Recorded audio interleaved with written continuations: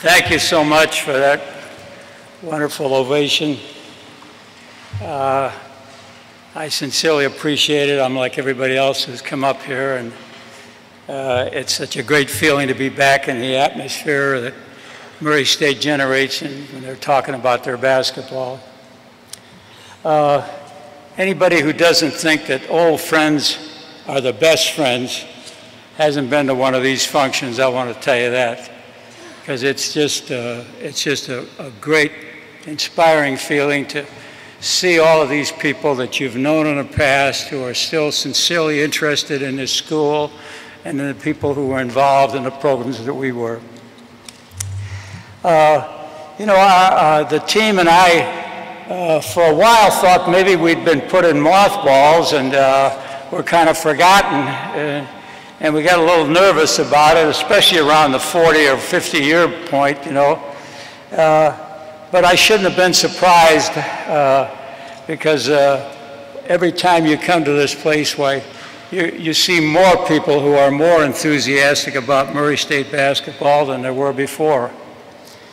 The support has grown over the past 50 years, obviously, because of all of the great success. We were fortunate enough to win the first, or to play in the first NCAA tournament, but how many have gone on since that time? A myriad of championships, and as was mentioned up in here, tournament after tournament in the NCAA, and there are very few schools in the country can match what's taking place here.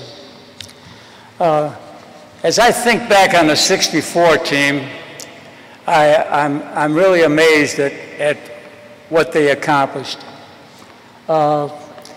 They faced a number of problems and the challenges that were there just constantly.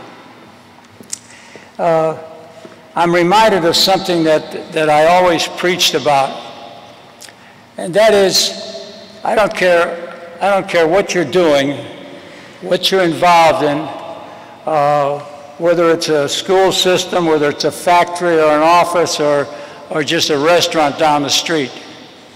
People make the difference. Good people.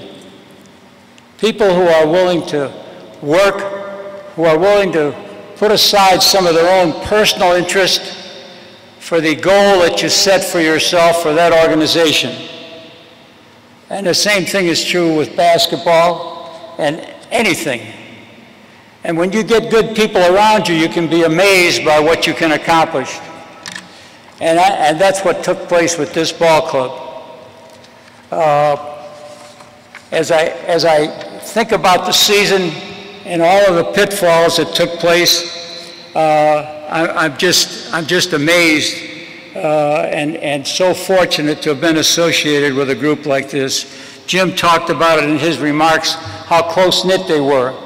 But there were some times now when some of the goals we had set before the season began looked like we weren't going to be able to achieve them because of all of the things that took place that stood in the way of achieving that goal. And then sometimes they were unexpected things. And that's when you find out what kind of people you have. And this club had an answer for that every time it came up.